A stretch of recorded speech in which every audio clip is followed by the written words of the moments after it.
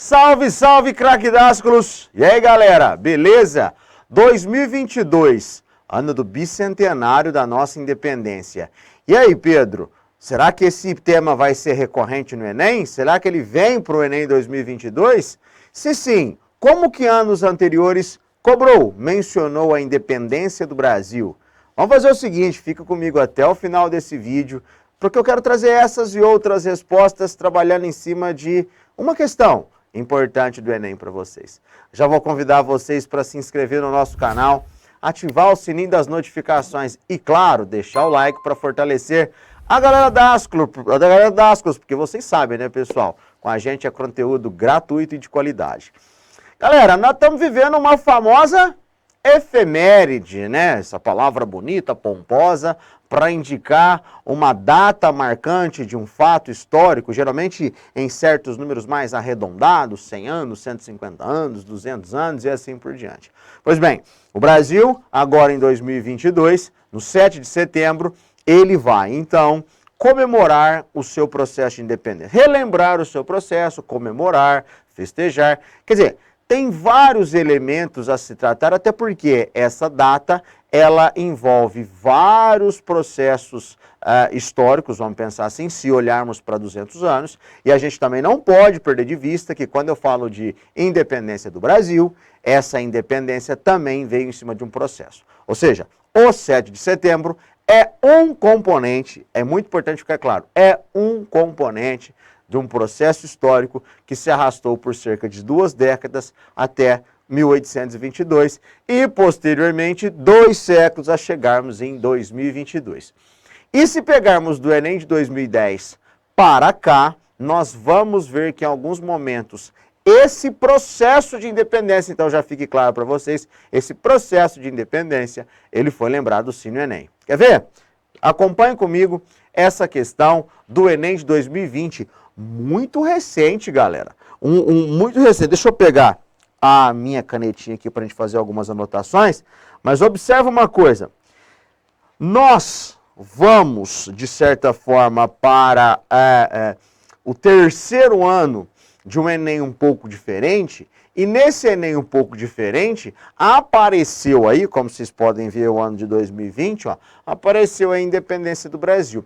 Mas olha que interessante, eu vou fazer a leitura do enunciado, depois eu vou para as alternativas, tá certo? E aí eu queria que vocês notassem isso dentro de um movimento processual.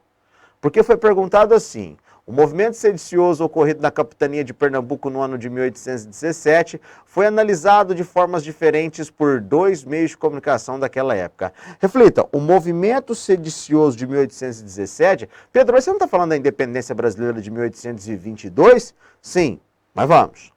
O Correio Brasiliense apontou para o fato de ser a comoção no Brasil motivada por um descontentamento geral e não por maquinações de alguns indivíduos.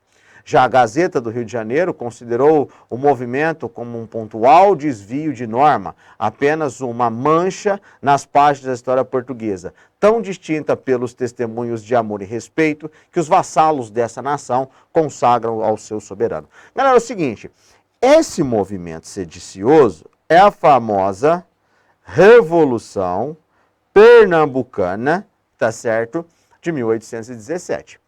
Volto a insistir, nós precisamos concentrar no enunciado para resolver a questão? Precisamos, mas é extremamente importante a pergunta que eu observava. Peraí, Pedro, você não está falando da independência do Brasil? Sim, e esse movimento, ele se insere no quadro de processo histórico que levou à nossa independência. Ou seja, alguns movimentos separatistas compuseram esse quadro processual, um deles o que aconteceu em Pernambuco. Então é sim falar da independência do Brasil, até porque movimento sedicioso é um movimento revoltoso, que se vocês tomarem como base o processo de independência brasileiro, ele também teve esses elementos. E aí a pergunta é mais ou menos assim, os fragmentos das matérias jornalísticas sobre o acontecimento, embora com percepções diversas, relacionam-se a um aspecto do processo de independência da colônia luso-americana, expresso em dimensões entre. Vamos de novo, olha como o Enem buscou nessa questão o seu comando. Ele fala, os fragmentos das matérias jornalísticas, vamos pegar o Correio Brasiliense e vamos pegar a Gazeta do Rio de Janeiro sobre o acontecimento, ou seja, o movimento de Pernambuco. Embora com percepções diversas, relacionam-se a um aspecto do processo de independência da colônia luso-americana, expresso em dimensões... Relacionam. Expresso no quê? Vamos às alternativas? Então, elas trazem a seguinte dimensão para nós. Relaciona-se ao quadros dirigentes em torno da abolição da ordem escravocrata, grupos regionais acerca da configuração político-territorial, intelectuais laicos acerca da revogação e o domínio eclesiástico, homens livres em torno da extensão do direito de voto, elites locais acerca da ordenação do monopólio fundiário.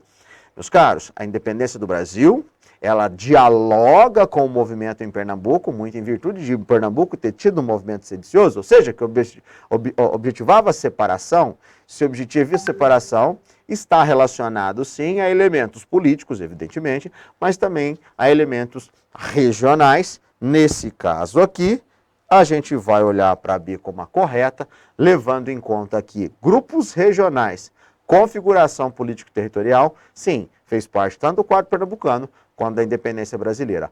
Olha que interessante, não fiquem achando que a independência brasileira vai aparecer no Enem apenas pelo prisma do 7 de setembro. Não, leve em conta os processos históricos. Valeu, galera! Até mais! Tchau, tchau!